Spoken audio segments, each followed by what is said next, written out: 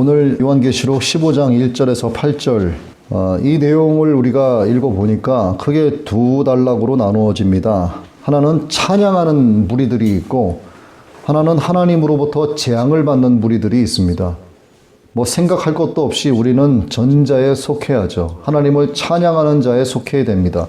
그러기 위해서는 밤에 도적같이 임하신다고 하신 주님의 이 말씀을 우리가 늘 상기하면서 기름과 등불을 준비해야 되고 늘 신부로서 웨딩드레스를 입고 잠을 자야 되는 거예요. 그러니까 늘 깨어 있어야 한다는 것입니다. 깊은 잠에 취해서는 안 된다는 것인데 이 깊은 잠은 세상 바다에 풍덩 빠져있는 상태를 이야기하는 거죠. 세상 재미에 취해서 욜로를 외치고 까르페 디엠을 외치면서 그저 하루하루 즐기면서 살자라고 한다면 주님의 신부로서의 자격이 되지 않습니다. 그래서 오늘 본장은 16장에서 구체적으로 묘사되는 7 대접 재앙이 나오는데 오늘 이 15장은 이 16장의 7 대접 재앙의 준비 과정에 되는 서론 부분에 해당이 되는 겁니다. 이 15장에서 우리에게 두 가지 환상을 보여줍니다. 먼저는 환난을 통과한 성도들이 하나님의 모든 역사를 가리켜서 위대하고 의로운 것이다 하고 찬양하는 장면이 나와요. 또 하나는 7 천사가 마지막 재앙인 7 대접 재앙을 가지고 나타나는 장면입니다. 5절에서 8절의 말씀이죠. 찬양과 재앙이 연이어지는 이 두 장면은 계시록 11장 14절 19절의 찬양과 또 재앙이 연속되는 장면과 연결된다고 볼 수가 있습니다. 해당되는 11장의 말씀을 앞으로 가서 한번 볼게요. 요한계시록 11장 14절에서 19절인데 둘째 화는 지나갔으나 보라 셋째 화가 속히 이르는도다. 15절 7째 천사가 나팔을 불매 하늘에 큰 음성들이 나서 이르되 세상 나라가 우리 주와 그의 그리스도의 나라가 되어 그가 세세토록 왕노릇 하시리로다 하니 하나님 앞에서 자기 보좌에 앉아있던 24 장로가 엎드려 얼굴을 땅에 대고 하나님께 경배하여 이르되 감사하옵나니 옛적에도 계셨고 지금도 계신 주 하나님 곧 전능하신 이여 친히 큰 권능을 잡으시고 왕노릇 하시도다. 여기까지가 하나님을 찬양하는 장면입니다. 그리고 이어지는 재앙이 나오는데 18절 이하죠. 이방들이 분노하며 주의 진노가 내려 죽은 자를 심판하시며 종선지자들과 성도들과 또 작은 자든지 큰 자든지 주의 이름을 경외하는 자들에게 상 주시며 또 땅을 망하게 하는 자들을 멸망시킬 때로소이다 하더라. 이에 하늘에 있는 하나님의 성전이 열리니 성전 안에 하나님의 언약궤가 보이며 또 번개와 음성들과 우레와 지진과 큰 우박이 있더라. 자, 예수 그리스도의 재림 바로 직전에 일어나는 7 대접 재앙은 하나님의 마지막 진노의 표출이죠. 오늘 1절에도 기록되어 있지 않습니까? 곧 마지막 재앙이라. 이 7 대접 재앙과 또 그 이전에 시행됐었던 7 인의 재앙 그리고 7 나팔의 재앙에는 공통적인 숫자가 나오죠. 바로 7이라는 숫자입니다. 하나님의 재앙은 완전하다는 거예요. 하나님의 말씀이 완전하게 이루어진다는 겁니다. 이 하나님의 심판에 대한 보편적인 성격과 완전성을 나타내는 겁니다. 악인들에 대한 재앙이 아주 공의롭게 이루어지고 있음을 보여주는 거죠. 실수하지 않으시는 하나님입니다. 구원받을 자를 실수로 하나님께서 지옥불에 던져 넣으시고 지옥에 갈 사람을 실수로 천국에 입성시키시는 그런 실수하시는 하나님이 결코 아니라는 거예요. 괜시리 우리가 이렇게 생각을 하는 사람도 있을 거예요. 신앙생활 제대로 하지도 않으면서 내가 예수는 믿고 있으니까 구원에 대한 어떤 요행을 바라는 이런 생각을 누구라도 했을 겁니다. 요행도 근데 바랄 만한 것을 바라야지 구원에 있어서만큼은 절대로 요행을 바라서는 안 되는 겁니다. 구원은 실수하지 않으시는 하나님의 은혜로 말미암아 믿음 안에서 이루어지는 것이지 예수 그리스도를 향한 절대 믿음이 없이는 하나님의 구원의 은혜를 누릴 수가 없는 거예요. 그리고 성도는 성도로서의 사명을 다해야 됩니다. 목사는 목사로서의 사명을 다해야 되는 거예요. 앞서 우리가 말씀 나누었던 7 인의 재앙이나 7 나팔 재앙과는 다르게 오늘 15장 본장에서는 다음에 나올 16장의 7 대접 재앙에 대한 준비를 먼저 하고 있다고 서두에서 말씀드린 바 있습니다. 자, 15장에서 16장의 7 대접 재앙을 미리 선언의 성격으로 준비하고 있는 이유는 이 재앙이 세상의 문을 닫기 위한 마지막 절정을 이루고 있기 때문입니다. 이 재앙의 절정을 지나서 최후의 심판까지 가게 된다면 과연 그때 남겨진 자들의 결과가 어떻게 될 것인가 생각하지 않을 수 없는 거죠. 선택받고 구원받아서 하나님의 영광 가운데 찬양하는 성도가 될 것인지, 아니면 버림받고 심판받아서 영원한 지옥 불못 재앙 가운데 던져질 것인지에 대한 이런 양자택일의 관문은 공평하시고 공의로우신 하나님의 은혜로 말미암아 모든 사람들에게 예수 그리스도의 이름으로 주어졌습니다. 이제는 내 안에 있는 자유의지로 둘 중 하나를 선택을 해야 되는 거예요. 하나님은 온 지면의 모든 인류들에게 이러한 기회를 공평하게 부여하셨습니다. 나는 무엇을 선택할 것인가? 세상을 선택할 것인가? 예수 그리스도를 선택할 것인가? 육신으로 사는 가치를 중요하게 여길 것인가? 아니면 천국의 소망을 가치로 두고 살 것인가? 반드시 선택을 해야 됩니다. 하나님을 아는 지식이 없는 자들이 있고 하나님을 아는 지식이 있는 자들이 있어요. 자, 전자의 하나님을 아는 지식이 아예 없는 사람들은 하나님을 향한 두려움이 없어요. 아무것도 모르기 때문에. 나는 지옥에 갈 테니 너나 천국 가라. 전도하다 보면 이런 사람들을 만나요. 이런 이야기 많이 들었습니다. 자, 하나님을 아는 지식이 아예 없는 사람들이니 그렇게 말하는 것 이해가 된다 손치더라도요. 하지만 하나님을 아는 지식이 있어도 이 지식이 그냥 세상 지식으로만 끝나는 경우가 있습니다. 그것은 기독교 구원의 교리를 학습하는 과정으로만 생각할 뿐이에요. 이러한 목사들이 많다는 겁니다. 영생에 대한 믿음은 하나님을 아는 지식 가운데서도 바른 지식에서 온다는 사실을 우리가 꼭 기억을 해야 됩니다. 오늘 우리도 하나님을 아는 지식이 있기를 원하는데 그 지식이 정말 바른 지식이길 원하는 겁니다. 지금은 정말이지 마지막 때가 됐습니다. 주님의 재림을 누구도 알지 못합니다. 오직 아버지만 아시죠. 주님은 우리의 있을 처소를 예비하러 가셨습니다. 모든 준비가 끝나면 주님께서 신랑으로 오시죠. 그러나 주님의 오심은 아버지의 정하신 그날에 이루어집니다. 오시긴 오시되 밤에 도둑같이 임하신다고 하셨습니다. 그렇다면 우리는 늘 신부로서 신부의 웨딩드레스를 입고 깨어 있어야 됩니다. 그저 깊은 잠에 취해 있으면 안 되는 거예요. 밤에 오신다고 하셨기 때문에 기름을 준비하고 등불을 들고 준비하고 있어야 됩니다. 나팔 불고 기쁜 소식을 안고 오시는 신랑 되신 주님을 맞이하는 신부는 깨끗하고 흠이 없어야 됩니다. 이것이 우리 성도들의 회개를 이야기하는 겁니다. 우리는 예수님을 믿습니다. 예수님을 정말로 믿는 사람들은 회개하는 삶을 살아가요. 예수님을 믿긴 믿되 회개하지 않는 사람들의 믿는 그 예수님이 과연 우리가 믿는 그 예수님인지는 따져봐야 됩니다. 예수님을 믿지만 믿어도 자신이 죄인임을 인정하지 않고 그래서 죄를 회개하지 않으면 그가 믿는 예수님은 성경에 기록된 그 예수님이 아닐 거라고 저는 보는 거예요. 자기가 만들어낸 자기 마음속에서의 어떤 허상의 예수일 뿐이죠. 성경에 기록된 예수님을 우리가 믿는다면 우리는 회개하기를 절대로 게을리해서는 안 됩니다. 하늘 가는 길에 게을러서는 안 되는 거죠. 언제고 신랑을 따라 나설 수 있도록 기름과 등불을 늘 준비하고 있어야 됩니다. 주님께서 분명히 오신다고 하셨어요. 밤에 도둑같이 임한다고 하셨어요. 기름과 등불을 준비하라고 하셨습니다. 우리 그렇게 하면 되는 거예요. 몰라서 못했다는 말은 어리석은 핑계밖에 안 됩니다. 우리 가운데는 그러한 어리석은 핑계되는 분들이 아무도 없기를 원합니다. 그리고 오늘 이 설교가 영상을 통해서 나가게 될 텐데 이 영상을 통해서 말씀을 청중하시는 분들 가운데도 어리석은 핑계되는 분들이 아무도 없기를 축원합니다. 핑계대는 자들, 곧 신랑 되신 주님께서 다시 오실 때 준비되지 않은 자들은 결국은 재앙 가운데 남겨지게 됩니다. 이 재앙의 주관자가 하나님이시죠. 그렇다면 재앙이 과연 무엇인가를 우리가 조금 살펴봐야 됩니다. 오늘 15장 본장에서는 16장에서 구체적으로 다루어질 7 대접재앙의 성격을 이렇게 밝히고 있어요. 첫째, 7 대접재앙들은 하늘에서 내려진 재앙이다. 이 재앙은 하늘로부터 내려진 재앙이라고 말합니다. 우리의 육안으로 보이는 하늘 위에 하늘들 위는 하나님이 계시는 곳입니다. 창세기 19장 24절은 이렇게 기록하고 있습니다. 하늘 곧 여호와께로부터 유황과 불을 소돔과 고모라에 비같이 내리사. 따라서 이 재앙은 하나님께로부터 내려진 것입니다. 하나님은 뱀의 혀를 상징적인 로고로 사용하고 있는 거짓말이라는 본래의 뜻을 가진 나사가 만들어낸 끝도 없는 우주 공간 저 먼 곳 어딘가에 계시는 그런 추상적인 분이 아니세요. 사람을 지으시고 천지 만물을 주관하시는 하나님은 우리의 눈으로 볼 수 있는 저 하늘, 그 하늘 위의 하늘들 위에 계시는 분이십니다. 하나님은 우리와 매우 가까이 계시는 분이세요.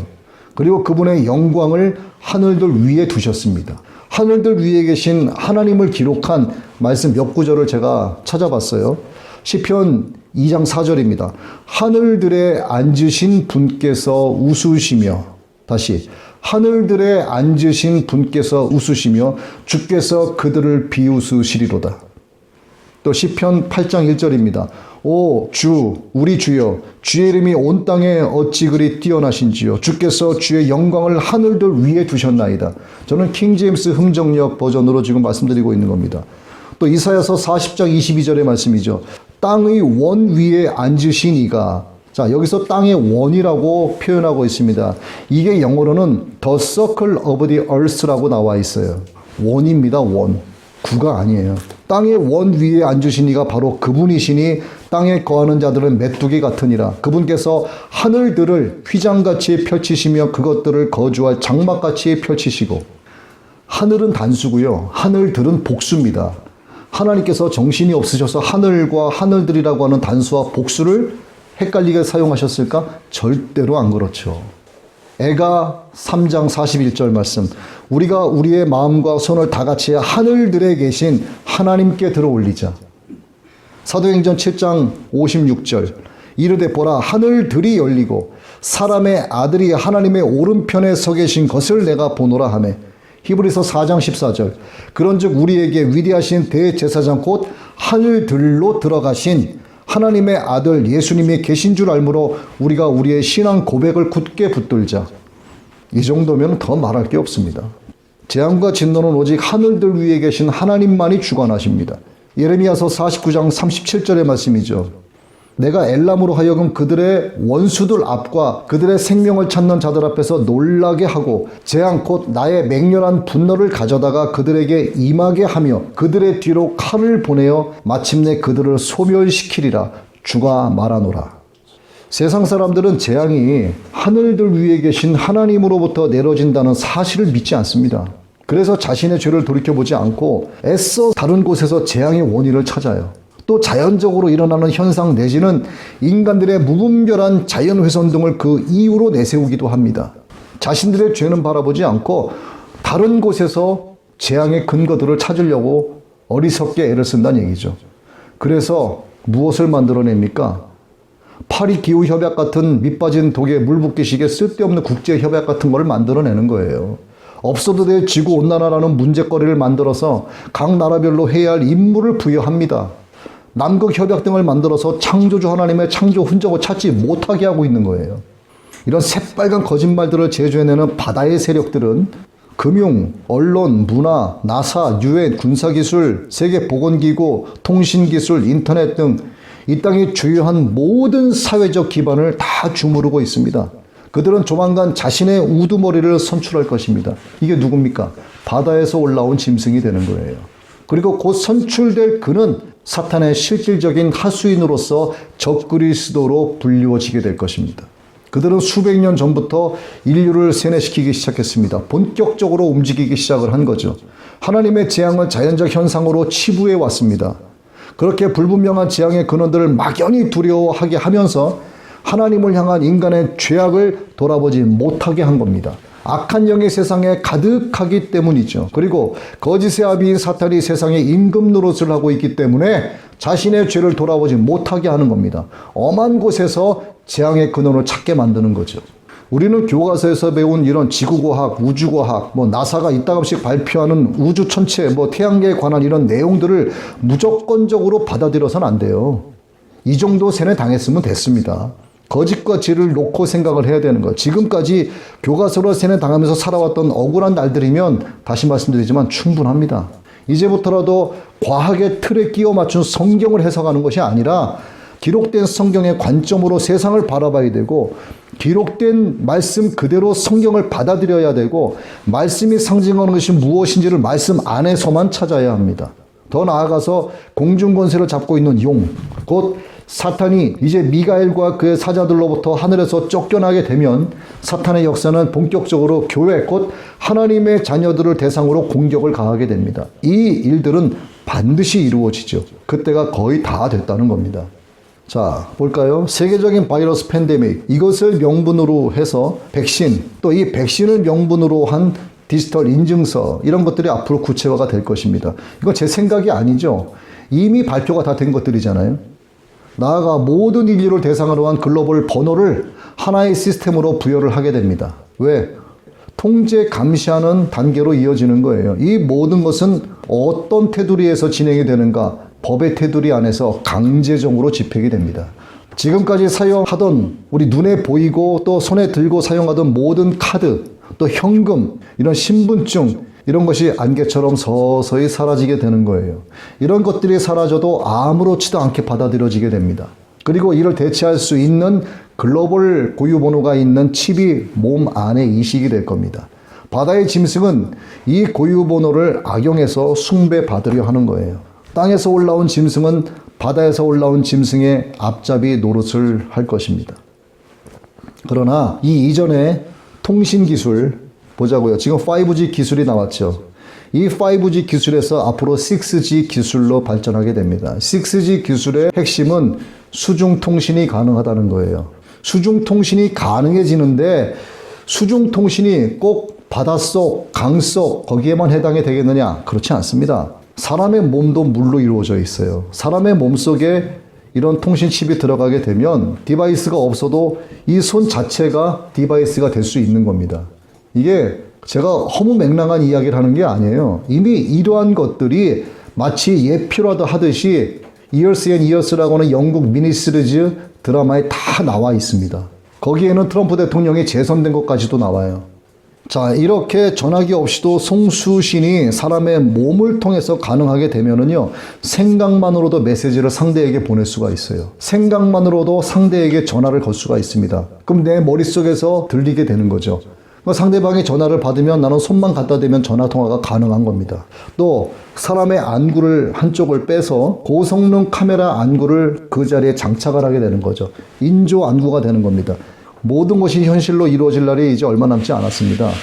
사람의 뇌는 컴퓨터의 인터페이스가 되는 거예요. 이건 제가 여러 번 이야기했지만 사람의 뇌가 컴퓨터의 인터페이스가 돼서 데이터 수집은 물론이고 세계 각국의 정보를 실시간으로 저장 및 전송할 수도 있습니다.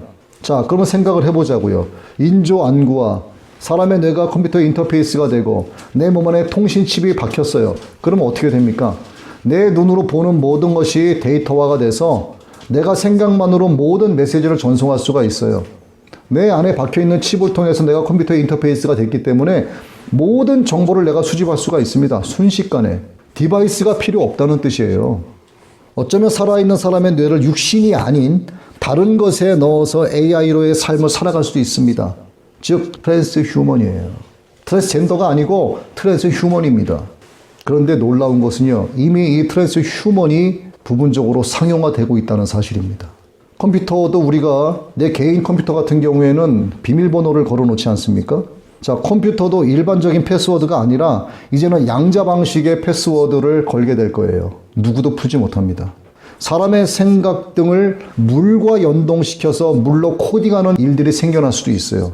여러분 잘 이걸 모르시겠지만 제가 나중에 이 부분에 대해서 설명을 드리도록 하겠습니다. 머지않아 앞으로 2030년 이전에 전 세계는 기하급수적인 변화가 있을 것입니다. 이것은 이미 어젠다 ID 2020, 어젠다 ID 2030을 통해서 발표한 그들의 지속 가능한 개발 목표 안에 이러한 것들이 다 들어가 있는 거예요. 그 세부적인 사항들을 다 조목조목 리스트된 것을 보지 못했고 알지는 못합니다. 하지만 그러한 것들을 그러한 영상들을 통해서 계속 예표하고 있는 겁니다. 계속 나타내고 있는 거예요. 이거를 그냥 음모론으로만 치부해버리면 안 됩니다. 이렇게 될 수 있는 가능성이 매우 높다라고 하는 것을 생각을 하고 준비하고 있어야 되는 거예요. 이게 뭡니까? 세상적으로 봤을 때는요, 산업혁명이에요. 놀라운 과학이 발달되는 겁니다. 편의적 삶과 안전한 삶이 동반되는 게 맞아요. 얼마나 편합니까? 반면에 어떻게 될까요? 은행이 도산합니다. 실종자들이 갑자기 많아지는 사태가 나타날 거예요. 강력한 각 나라의 정부의 통제 기반 위에서 전 세계 사람들은 강력한 통행 금지령을 받게 될 수도 있습니다. 이 모든 것은 하나님을 대적하는 사탄에게서 나오는 거죠. 사탄은 자신의 존재를 직접적으로 절대로 드러내지 않습니다. 아니, 사탄은 어떻게 거짓말을 하냐면요, 자기가 존재하지 않는 것으로 위장을 합니다. 나쁜 생각, 좋지 않은 사상, 인간의 기본적인 욕심, 죽고 싶어하지 않는 삶에 대한 애착 등등 단순히 사람에게 있는 여러 감정들 중에 하나로만 여기게 하는 거예요. 사탄이 조종하고 있다라고 하는 생각을 아예 못하게 하고 있는 겁니다. 편의적 삶을 추구하고 남보다 잘 살고 싶어하는 것을 빌미로 간헐적인 죄를 범하게도 합니다. 죄로 여기지 않게 하는 거예요. 이를 습관화되게 해서 결국 죄와 일심동체를 이루게 합니다.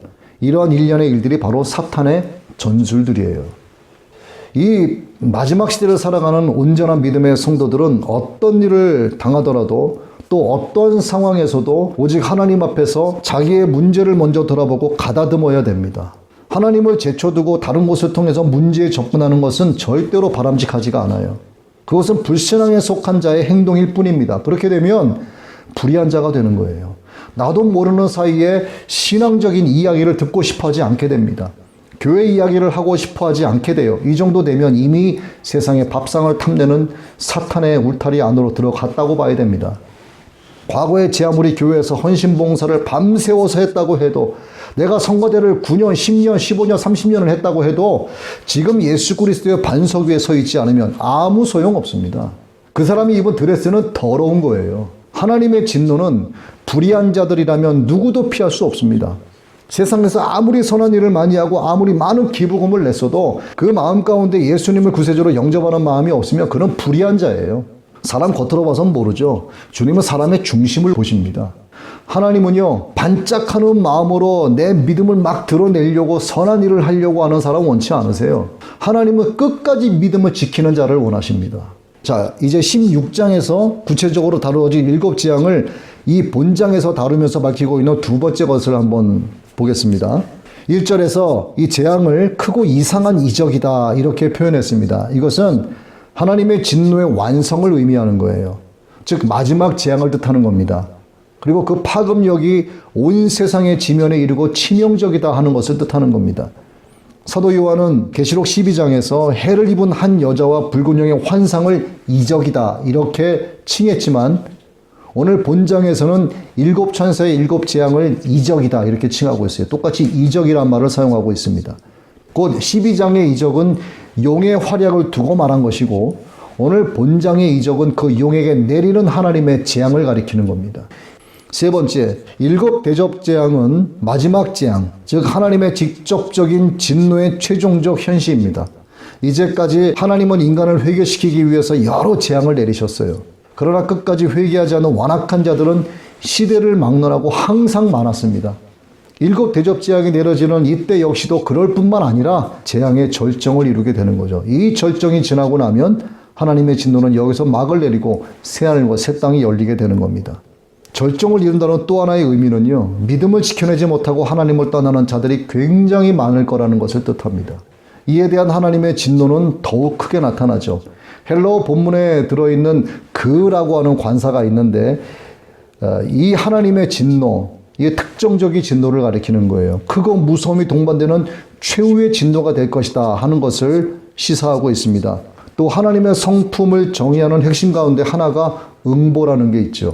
응보는 사람들의 행위에 따라서 그들이 마땅히 받아야 할 것을 준다는 것을 의미합니다. 성경은 최후의 심판을 언제나 이 응보라고 하는 관점에서 말씀하고 있어요. 하나님은 모든 사람을 그들의 행위에 따라 심판할 것이라고 말씀합니다. 마태복음 16장 27절에도 기록이 되어 있고 계시록 20장 12절 이하에도 기록이 되어 있어요.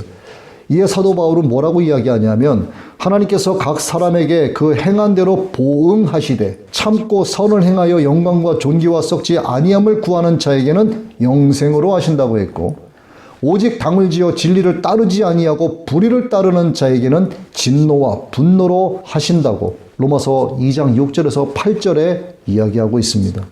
하나님의 응보를 이렇게 설명을 하고 있는 거예요. 또 고린도후서 5장 10절의 말씀입니다. 이는 우리가 다 반드시 그리스도의 심판대 앞에 나타나게 되어 각각 선악간에 그 몸으로 행한 것을 따라 받으려 함이라. 무서운 말씀이죠. 믿지 않는 자들에겐 무섭고 두려운 말씀입니다. 그러나 믿는 자들에게는, 하나님을 아는 지식이 있는 자들에게는 이 말씀이 두려움의 말씀이 아니라 우리는 찬양하는 무리 속에 들어가는 소망의 말씀으로 다가오게 되는 거죠. 하나님은 법을 만드시고 판결을 하시고 처벌도 하십니다. 모든 사법적 기능이 하나님 안에서 연합되어 있다는 뜻입니다. 심판자이신 하나님의 행위에 대한 성경의 선포는 하나님의 성품의 일부라는 것에 대한 성경의 증언임과 동시에 하나님의 완전성과 의와 정의와 지혜와 전지전능함 등에 대한 하나님의 모든 속성을 확증해 주는 것이기도 합니다. 하나님의 진노에 대한 이 응보의 원리, 이 응보의 원리는 한치의 오차도 없이 철저하고 빈틈없이 적용됩니다. 절대로 실수가 없어요. 믿지 않는 자들은 물론이고 믿는 자들 역시도 그들의 행위에 따라 응보를 받게 됩니다. 우리가 어떤 응보를 받아야 될까요? 잘했다 칭찬받아야 되는 거죠. 주님을 찬양하는 무리 속에 들어가야죠. 늘 깨어 기도하며 여호와만 나의 목자로 섬기며 복음으로 충분한 삶을 살아낸 자들에게 있어서의 응보는 그리스도의 영광에 참여하는 것입니다. 하나님을 마음에 두기 싫어하는 불신자들의 심판에 대한 결과는 사망과 음부의 불못에 던져지는 둘째 사망밖에 없는 거예요. 중보자 예수 그리스도께서 계시는 하나님의 심판의 날이 기대되고 있는가? 아니면 하나님의 심판에 대한 그 날이 두려움으로 다가오는가? 한번 나를 생각하면서 돌이켜보자 이 말이죠. 기대가 되던 두려움이 있던 최후의 심판으로 가는 진노의 그날은 반드시 도래되고 속히 도래됩니다. 개인적인 죽음 뒤에도 또 마지막 대접재앙 이후에도 이 심판은 결코 피해갈 수가 없습니다. 예수 믿는 사람은 흉내내지 말고 진짜로 예수님 믿는 우리가 돼야 됩니다. 마음의 중심을 보고 계시는 주님께서 멀리 계시지 않고 지금 나와 함께하고 계심을 믿으시기 바랍니다. 동전이 하나죠. 하지만 앞뒤 양면을 갖고 있는 것처럼 우린 하나님의 심판의 양면성을 생각해야 됩니다. 성도들의 찬양과 일곱 대접재앙의 대전은 악인에게는 극심한 환난과 죽음을 가져다 주는 것이고 우리 성도들에게는 승리와 기쁨을 주는 하나님의 심판에 대한 양면성과 긴박성을 보여주고 있습니다. 그러나 예수 그리스도의 재림에 대한 준비가 늘 되어 있는 성도라면 세상 끝날에 대한 기대와 감격으로 현재로 살아갈 수가 있다는 거죠. 이게 신부대 성도의 삶입니다. 그래서 이 15장은 심판의 양면성을 극대화하기 위한 특이한 용어를 전체적으로 사용하고 있는 거예요. 곧 불신자들에게는 죽음의 재앙, 성도들에게는 구원의 완성을 얻게 하는 것이죠. 이러한 구도를 통해서 전개시켜 나가고 있는 겁니다. 이것은 마치, 자, 이거 잘 들어보십시오. 홍해바다는 이스라엘 백성들에게 구원의 바다였죠. 이집트 군사들에게는 죽음의 바다였습니다. 이게 출애굽의 모형에 견주는 것과 같다는 거예요. 이러한 이유로 본장의 용어가 다음과 같이 출애굽기와 많은 유사성을 지니고 있습니다. 자, 출애굽기 11장의 마지막 재앙과 본장의 마지막 재앙이 비슷합니다. 출애굽기 13장 18절의 홍해와 또 본장의 불 섞인 유리 바다 2절의 말씀이 비슷합니다. 출애굽기 14장 15에서 31절의 홍해를 건너는 것과 본장의 그의 이름의 수를 벗어나는 것이 비슷합니다. 출애굽기 15장 1절 18절의 모세의 노래와 오늘 본장에 나타난 모세의 노래 3절의 말씀이 비슷하죠. 출애굽기 19장 18절의 연기와 본장의 연기 8절의 말씀이 비슷합니다. 출애굽기 26장의 성막과 본장의 증거 장막 5절의 말씀이 비슷하죠. 유사성이 매우 깊습니다. 오늘을 믿음으로 살아가는 우리는 마귀의 시험을 또 영적 전쟁을 세상의 미혹 등을 이겨내고 찬양하는 예배자로 살면서 새하늘과 새 땅을 기대하고 소망해야 됩니다. 소망을 갖는다는 것은 그날에 이루어질 영광을 위해서 새하늘과 새 땅에 입성할 자격을 갖추면서 살아가는 것을 말합니다. 구원이 절대로 저절로 이루어지지 않는다는 겁니다. 사랑의 수고가 수반돼야 돼요. 이를 위해서 예수 그리스도에 대한 소망의 인내가 있어야 됩니다. 그럴 때 비로소 믿음의 역사, 곧 사도 바울이 믿고 고백한 디모데후서 1장 12절의 말씀이 영원한 현실로 나에게 나타나게 되는 겁니다. 디모데후서 1장 12절의 말씀이죠. 이로 말미암아 내가 또 이 고난을 받되 부끄러워하지 아니함은 내가 믿는 자를 내가 알고 또한 내가 의탁한 것을 그날까지 그가 능히 지키실 줄을 확신함이라. 이 믿음 때문에 사도 바울은 세상에서 받는 모든 고난, 수치, 모욕을 기쁨으로 여겼던 것입니다. 여러분 모두에게 이와 같은 은혜가 임하게 되시길 예수 그리스도의 이름으로 축복합니다. 내게 되어서 정결하게 하소서.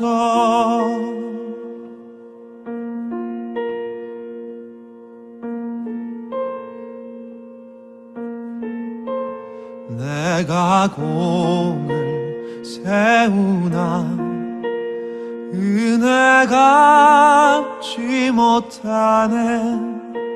쉼이 없이 힘쓰고 눈물 근심 많으나 구속 못할 죄인을 예수 홀로 속하네.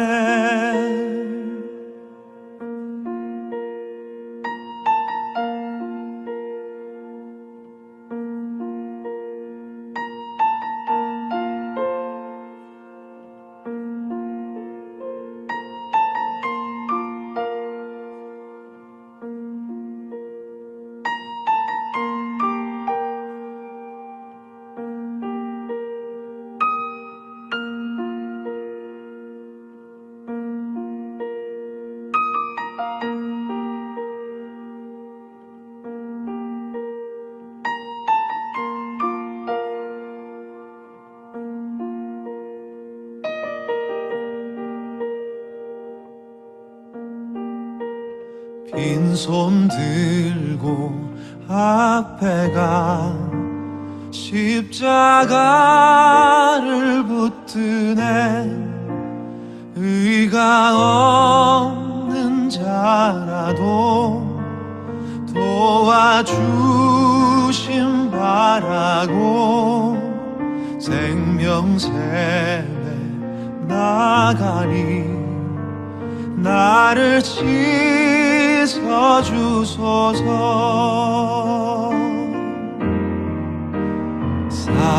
살아생전 숨쉬고 죽어 세상 떠나서 거룩하신 주 앞에 끝날 심판 당할 때 만세반석 열리니 내가 들어갑니다.